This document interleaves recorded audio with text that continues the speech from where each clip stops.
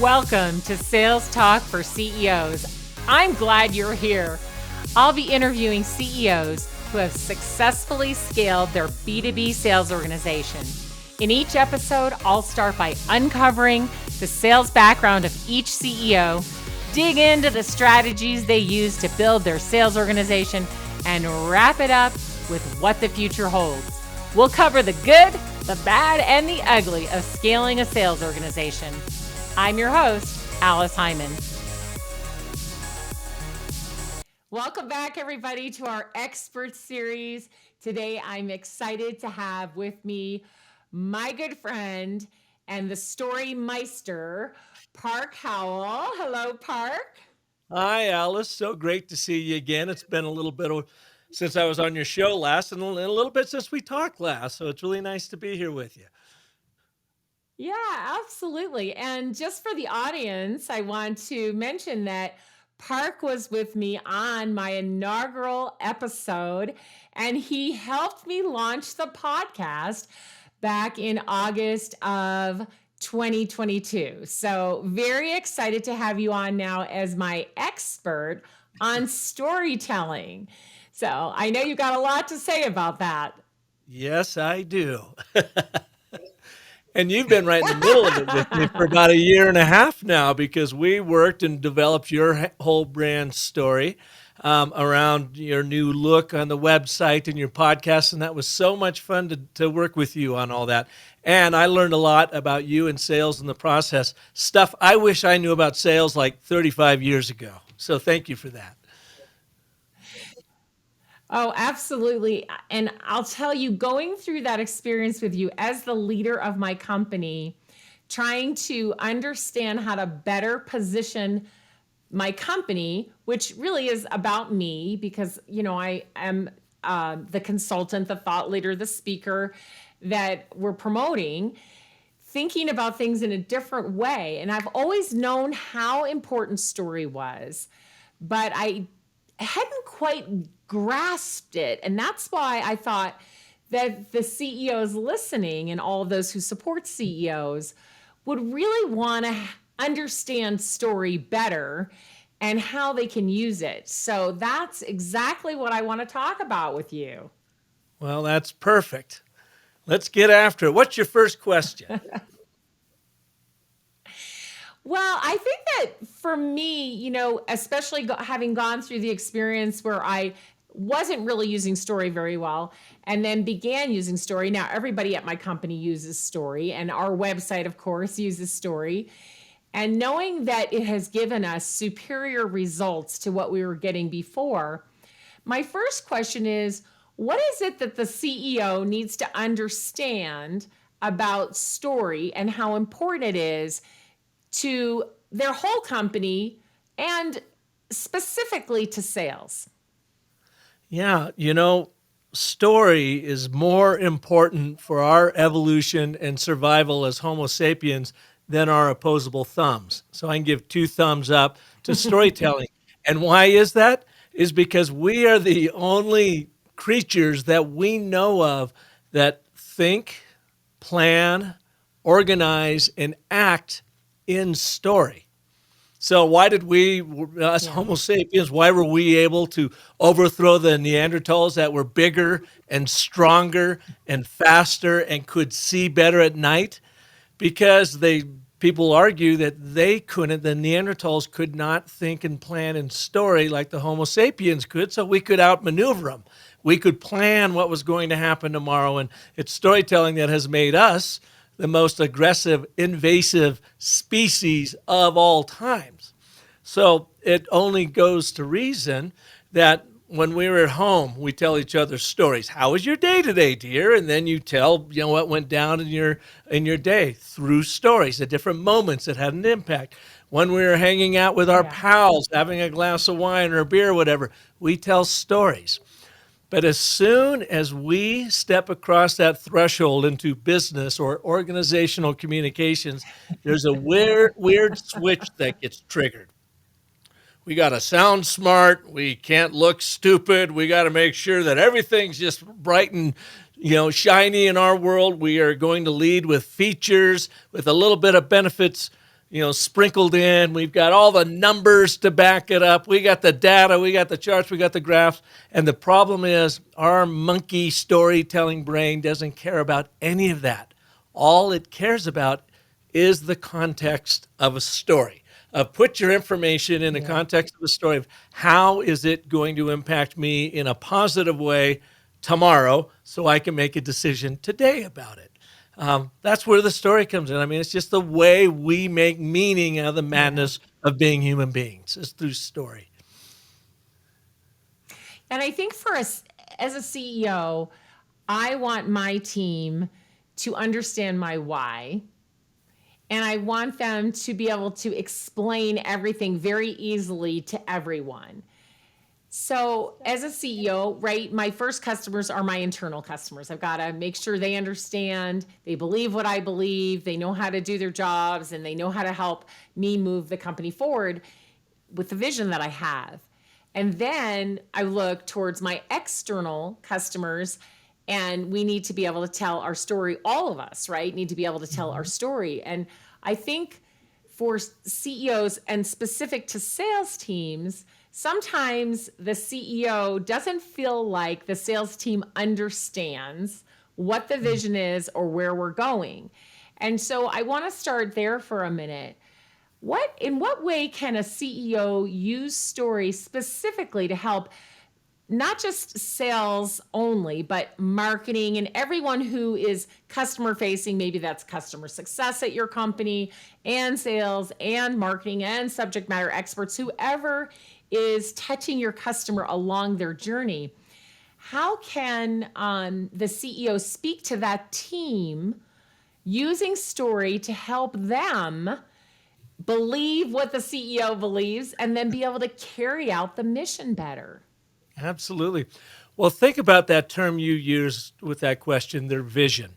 What is a vision, but not a fictional story? I can envision what tomorrow can look like for that company, but as I tell it to you, Alice, it is a complete and utter fiction.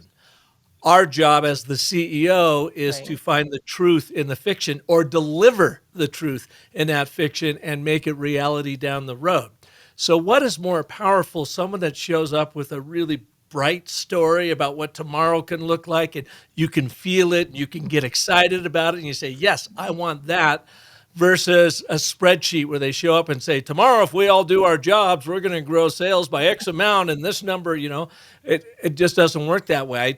All you got to do is ask yourself, what is the first syllable of numbers? In those numbers, right? Yeah, I'm more interested in those numbers once you tell me the story. Yeah, because you got them in context. The context of the actual human impact you're going to make. So when I'm teaching sales, storytelling in sales, I say the number one rule, which most people still get this wrong, is you are not the center of your story, your customer is. It's all about them. What do they want? Why don't they have it? And therefore, how are you there to help them get it? The number two rule is your story is not about what you make, because nobody actually cares about what you make. Your story is always about what you make happen in their lives.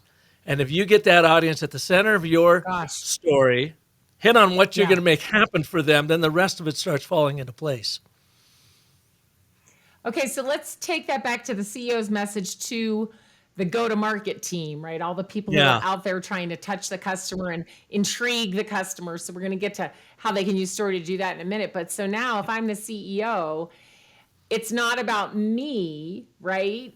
It's about all of those people who are trying to attract and retain our customers. So when I tell the story of the vision for the company, I have to set it in a way that they understand that it's about them and what they're doing. And so give me an example of how would I do that? So let me give you, last week on my show, on the Business of Story, I had a phenomenal CEO storyteller on there by the name of Jay Steinfeld. Jay started Blinds.com, the first person to ever go online to sell window treatments out of his Bel Air, Texas garage, and he had all of $3,000 of his own money he put into it. Jay built a billion-dollar enterprise that was ultimately sold to Home Depot, and he went in and ran it for 7, 8 Oh, years. wow. And he was all about storytelling. So what did he do for his people, or when he was recruiting them, or when he got them there? He would create brochures of what Blinds.com was going to look like 5 years from now, as if that he was in a time capsule and that brochure was 5 years down the road, and the different product lines, how big they were, their new corporate campus. And he would print these up and hand them out. And Yeah. he did these prospectus of, I'm writing this perspective as if it's 5 years from now. And he could attract the best talent and say, he was going up against really large companies, like to bring in technologists and so forth, that could go and work for the big oil industry people, make a whole lot more money than he could pay. But they were buying into his story, his vision that he told in a story as if they could actually feel it. And he had very little turnover. So that whole show was just littered with him talking about it. Even when he would go to VC, the venture capitalists, he would talk about what they were going to look like 5 years from now, not just what the numbers were going to be, Yeah. the kinds of people in it, the impact they were going to be having on their colleagues and their communities. So everything about him was a futurist fiction storyteller. Yeah. His job was to turn it into reality. That's one of the best ways I can see that you could motivate anybody to get on your team that way.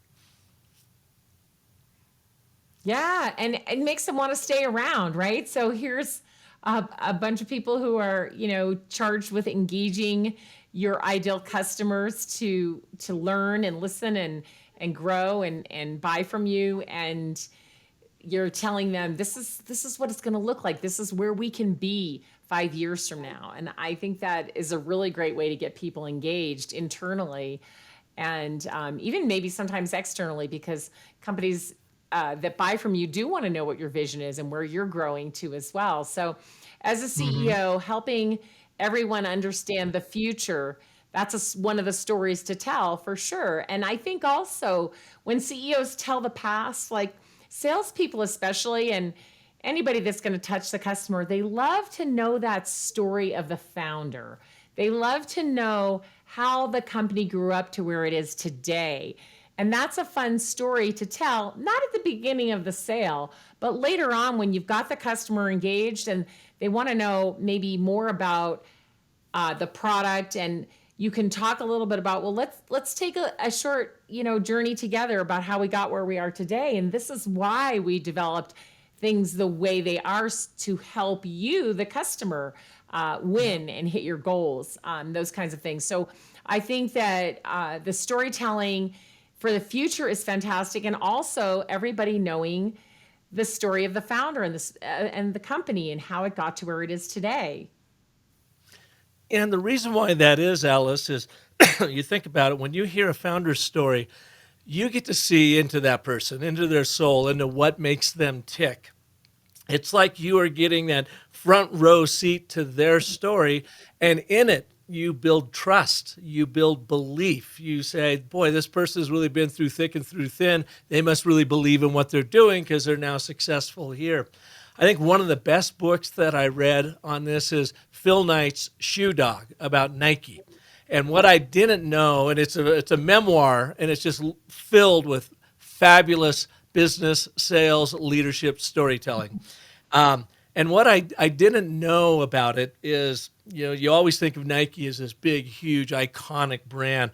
Well, they were like going out of business every month for like a decade before they finally turned the corner. And Phil, the line that Wow. really stands out to me in that book is he goes, prospects buy belief. So even though they were looking at our little struggling Nike company and we were just barely making ends meet, we knew we had a far superior product. We had such belief that they weren't really buying me, and they obviously weren't buying the profitability of Nike to get involved with us, but they saw this belief that we had, that our product was absolutely the best, and then they could demonstrate it. And I think that's where that storytelling comes in. The number one thing you get out of it, can you demonstrate your belief in the product that you're Yeah. representing? And then once you do, Yeah. that starts building your confidence because you know how to talk about it. You know what stories to share that your customer is going to relate to. And from a sales perspective, The more you get that story down, the more confidence you have and you show up, and that belief naturally comes out of you.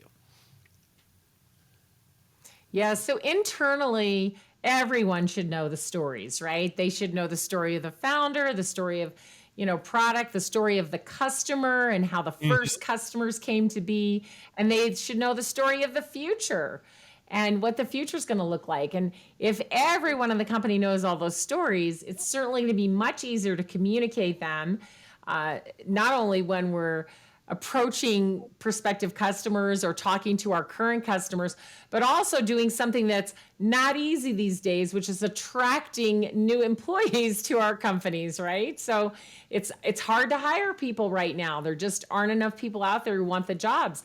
But like you mentioned before, if you have a better story, you can attract the right kind of people to your company. So I think that in every way, internally, these stories are important. So, as a CEO of your company or a leader of your company, start asking the people who work for you to tell you the stories and see if they know them. And if they Mhm. don't, have a refresher, have some fun, make some videos, have people tell the story on videos, have a contest for the person who tells the story the best, but retell those stories and do it over and over again until everybody gets so good at it. We all know the story and they can tell it. Once upon a time, there were three bears, right?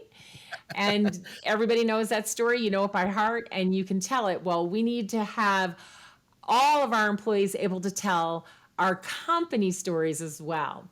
Yeah. So let's move to sales now. So for the CEO to communicate to sales all of these stories so they have them and they're ready to use them, that's great. Now, sales has got to go out and intrigue the customer. And today we know that cold calling just is not giving us results. Right. Cold calling and leaving voicemail in combination with email and events and LinkedIn and social media and direct mail, some other things, is working better than cold calling on its own. But what's really working is telling stories. And again, you mentioned two things. It's not about you, right? When you're telling the story. So repeat that for everybody out there listening, because those are two important things. The story is not about you, it's about your prospect, what they want out of life, and Yes. why that's important to them. But why don't they currently have it? Therefore, here is how you are there to help them get it, that outcome. So the story is not about you, it's about them. Your story is not about what you make, but what you make happen in their lives. That's the 1-2 What punch you make in happen. storytelling. And the thing is to have a framework to work from. I just used it on you. The and, but, therefore is where I have learned that all powerful business, sales, leadership, storytelling begins because it uses, so only 3 steps. Number one, 3 steps, not three, but three. It's much easier than the larger complex story frameworks. And it uses the forces of story of agreement. Yes, get them nodding. Yes. Contradiction. Oh, crap, here's why I don't have it. That triggers the limbic system saying, what am I going to do about it? And the consequence. Therefore, here's how you are uniquely positioned to help them get what they want. And it goes back to the one request I get from almost every group I work with.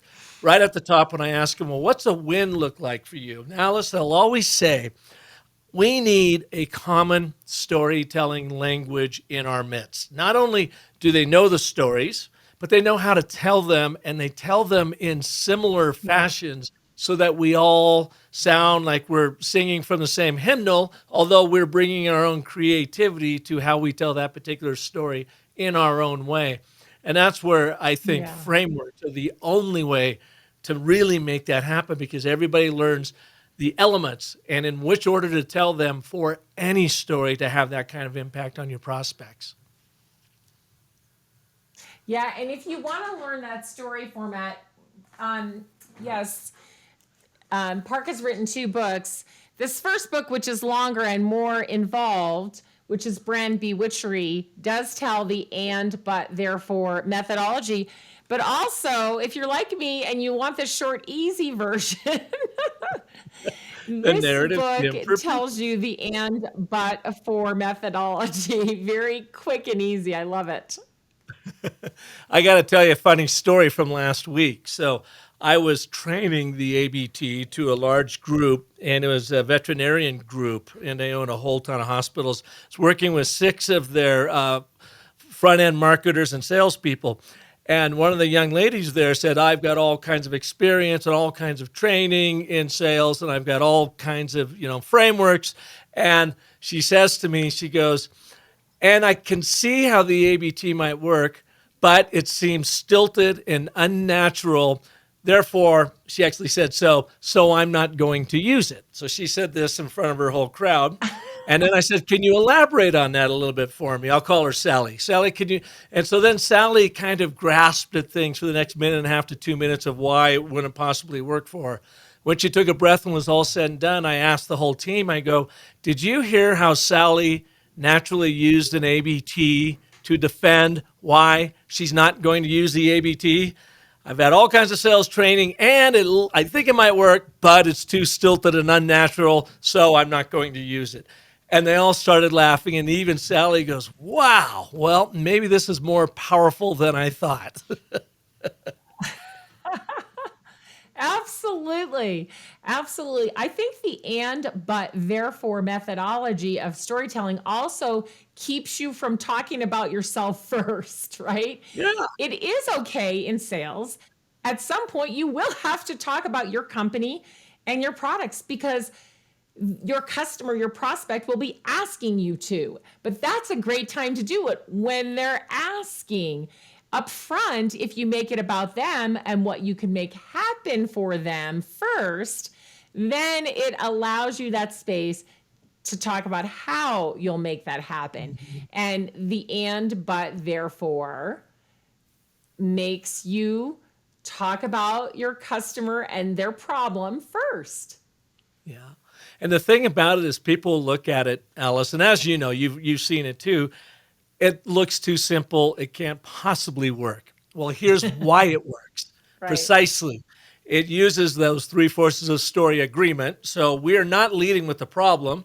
We are leading with Alice. It's so great to see you today. You want this, and I know it's super important for your business because of this. And you're going, yeah, Park, you've listened to me. You've done your research. You're empathizing. Yes, that's exactly what I'm looking for. We're creating that fiction for a brighter tomorrow. Yeah. But you don't currently have it, Alice, because of this. Yeah, that's the bummer of it all, right?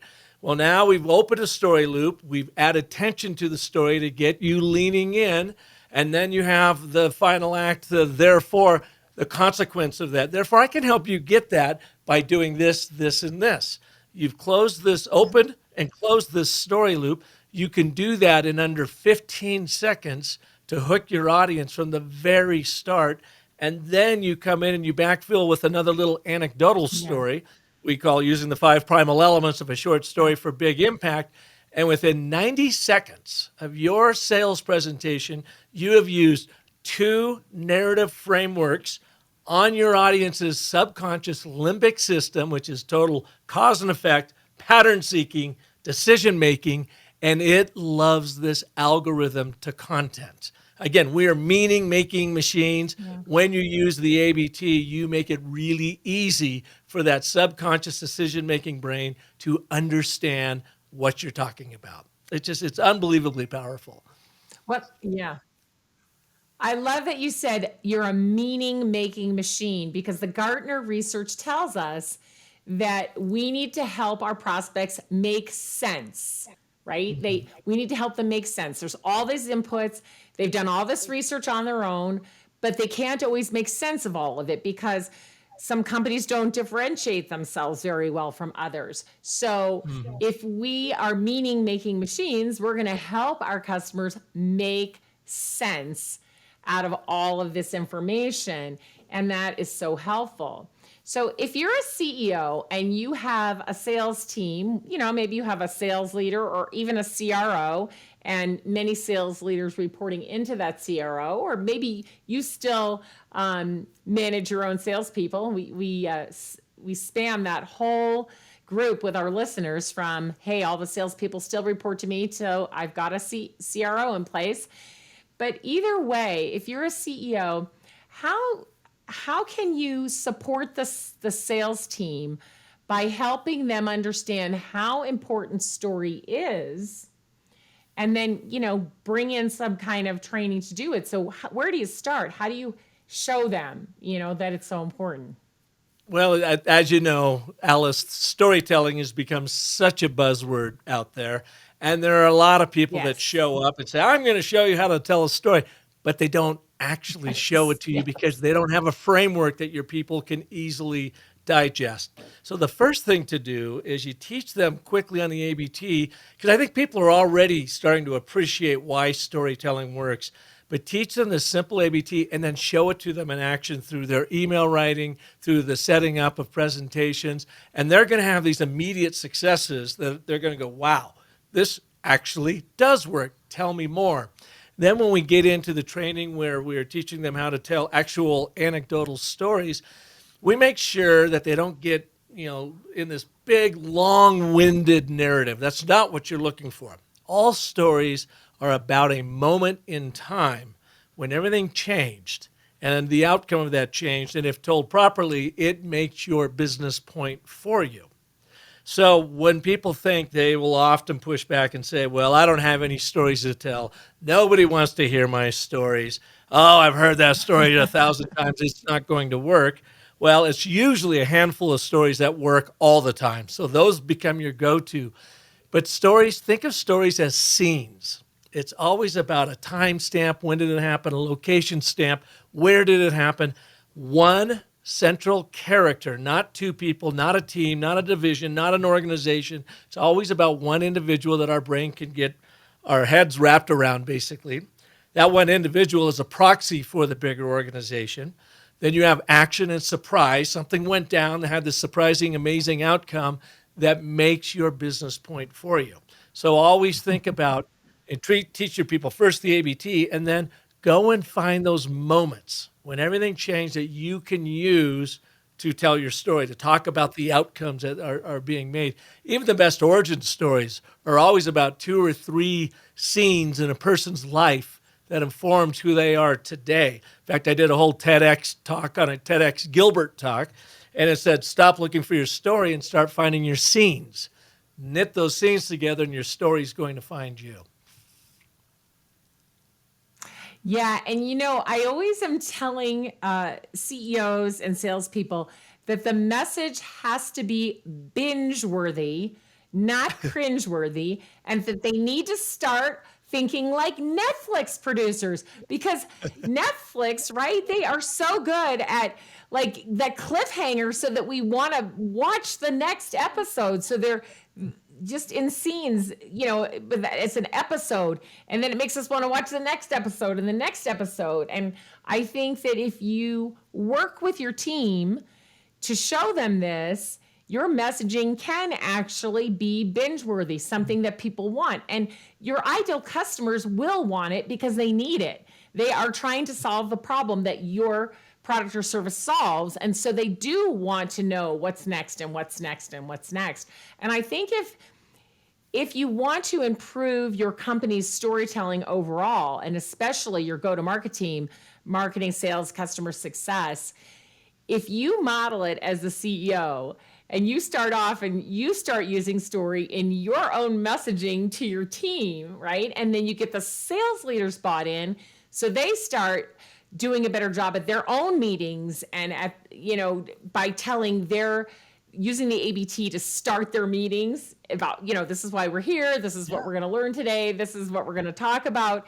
And they use their own stories and put them into an ABT and start telling those. Then I think the salespeople are going to notice. But a lot of times I think we just shove it down to sales. It's like, oh, this is a sales problem. Let them do it. Well, in this particular case, it has to be everybody's problem, because it's all about the way the customer wants to buy today. And that means they're finding you in many different ways. Your website needs the ABTs and the story, the extended story. All of your marketing material, all of your social media. So everybody who's involved in all of that, and even customer success, when they're working with the customer, they have to be able to reiterate those same stories. So everybody has to be on the same page with the story and understanding how to tell it well. Yeah, you're so right. And as you know, Alice, about a year ago, I had a dream trip where I got to go and spend a week with Sir Richard Branson on Necker Island. And we were working storytelling Yes. workshops there. And it's a dream trip because to me, he's one of the best all time visionary storytellers. And he has a little quote that he says, essentially all successful entrepreneurs are professional storytellers. Because if you're going to get people to buy into your way of thinking and your vision Yep. and your doing, then you're exactly right, Alice. You've got to model it from the top. Take us to those moments Yeah. in time that informed who you are, or show us how you, as the CEO, will go out and sell this product using story. Yeah. Demonstrate it so that we have the confidence that we can do it ourselves, and then teach them the frameworks on how they could do it. You had mentioned the Netflix producer, and one thing I've learned and all of this storytelling is I was too complicated at first when I was teaching it. And I was teaching the hero's journey in the Pixar way, and it was too Yeah. complicated. And what I learned, regardless of how excited and pumped and passionate I was about story theory, most of my audience isn't. They're just saying, Park, just teach me how to use story. I actually don't really care that much about the theory, which I totally understand. Right. No problem. So that's where I start with this 3 steps of the story cycle, but there are 4, which then leads up to the 10 steps of the story cycle system. But start with those 3 steps and get your people down. We call it building their narrative intuition. When they practice it, it will completely revolutionize how they communicate, and even more importantly, how they actually connect Yeah. with that Homo sapien prospect sitting across from them.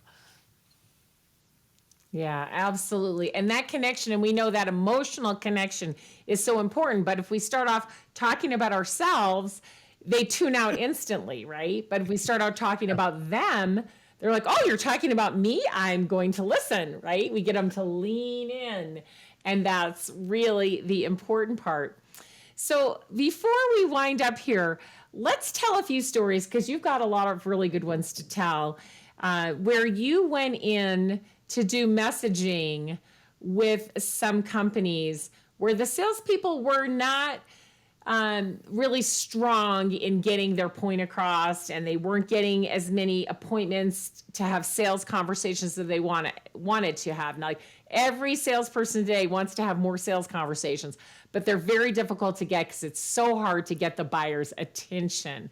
So Mm-hmm. you went in and did some training, and you took the words they were using now Yeah, and you exactly. change those words into the ABT format, and the salespeople had amazing success. So I know you have a bazillion stories like that, but maybe just think of 1 or 2 that you Yeah. can share with us real quick, and that what their messaging was like before, and then what the messaging was like after. Well, working with the Chicago company called Medela, they're in negative pressure wound therapy, and they're the challenger brand going up against the 800-pound gorilla KCI in the marketplace. And of course, they're during COVID, so they couldn't go into hospitals. They couldn't meet with the nurse practitioners and Right. the administrators. It was all virtual. Oh, So, and these are really smart sales teams, 60 plus members of it. And they were sending out their emails and trying to get in, and it had all the right content, but some of them were kind of long. There was 2 or 3 different narratives going mm, on. They could be yeah. confusing. You always want to land on that one narrative.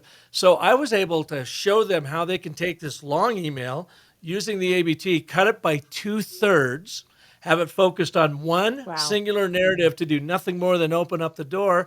And then they started doing this, and I would start getting these emails from them. Oh my God, I've been trying to see this one nurse practitioner for 5 months, and I've been ghosted. It's been nothing but crickets until I sent my first email with an ABT in it.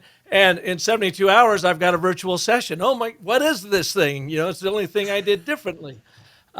Working with Sharp Electronics, I demonstrated how the ABT helps you bridge that gap between marketing hyperbole and what actually needs to be said in the field to help sales.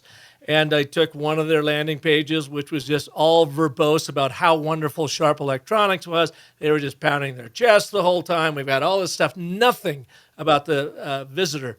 I rewrote it from the visitor's, standpoint, the viewer of, you want productivity, but you don't currently have it. It's stuck on pause. Therefore, Sharp will help you do this. That's my very abridged version of it. Well, that was a Thursday afternoon virtual training, again during COVID. That following Monday, I got a call from the lady that brought me in, and she actually sent me an email. And a guy, one of their national account guys, says, I can't remember that guy's name. How can you forget Park? But I can't remember that guy's name. But I stole his ABT and I put it in the beginning of my presentation. And I've been trying to close this national piece of business for almost 6 months. Crickets. But he said, I could just see the energy in the room completely change when I used that ABT. And within an hour, I had the purchase order. Again, I don't know what's in that thing, but it's the Wow. first time I used it and I closed the deal. And we hear those anecdotal stories over and over again. One final one, we taught can't tell you who the brand is, but they serve up freelance talent of all sorts around the world, very, very large. And they went in and landed 2 pieces of business at Adobe Software, bringing in their team.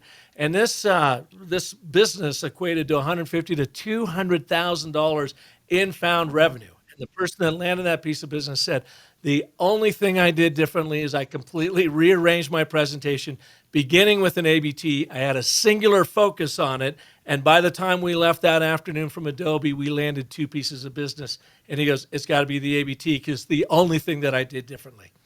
So we hear that stuff all the time. And I just love it now that we can actually put numbers to it. It's that powerful. Yeah.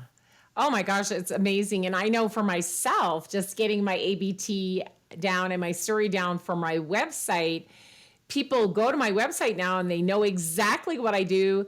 They know exactly who it's for. They know what results they're going to get. So they understand, oh, this is for me and here's what she's going to make happen. And so it's got those 2 rules, right? It's about them and it's about what I'm going to make happen for them. So I have seen I love your firsthand the ABT, by the power of way. it. And yeah, I thank love your you. And ABT. I feel like helping CEOs, to bridge that gap that they need to elevate their sales and increase their valuation is really important because Mhm. it's a sticking point and it makes people miserable when they're not able to go ahead and get the sales that they really need. And obviously, if you're trying to attract private equity firms or venture firms, you've got to have the sales where they want them so that they'll pay, they'll pay a price that your company's worth if you're selling it, or they'll invest and you'll get the best deal. So I think it's really important. So Park, I really appreciate your being here today. For CEOs who want to change their company by helping them all tell the stories well, what's the Mhm. next step? What should they do? I mean, just internally, even if they just want to start Yeah. before, of course they could hire you, but what else can they do? Well, the simplest way to get going is I have these 2 very short online courses. And by short, I mean the first one's 18 minutes long. It's called The ABTs of Selling. And I take your people through 3 5-minute videos with some examples and give them some exercises to use then and there to start honing their ABT skills in sales. Then I've also got a second one, the ABTs of branding. If you need help of really getting a focused brand for your organization, for your people, or even it's an initiative you've got going on. It's called the ABTs of branding and how you use this same framework to bring a crystal clear point to what Yeah. it is you're selling, getting people to buy into. And they can find that at businessofstory.com or go to Thinkific, businessofstory.thinkific.com. And either one of those 2 courses are there. They're only $35. So anybody can afford them. And they have led to hundreds of thousands of Yeah. dollars for people when they get their story straight in sales and marketing and branding and so forth. Yeah, and of course you can read the Narrative Gym for Business, and that has lots of examples in it as well.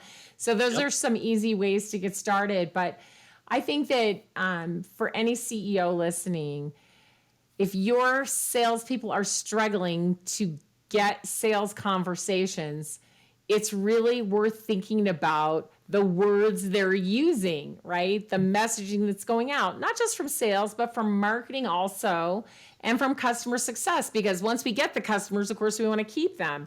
And if the story is about the customer and what you can make happen for them, and you frame it in this and, but, and therefore way, the salespeople have a much easier time, and the customer success people will have an easier time, and marketing will draw more people in to download or to ask for an appointment to talk to somebody. So it's really important to get this started so your salespeople don't have to struggle.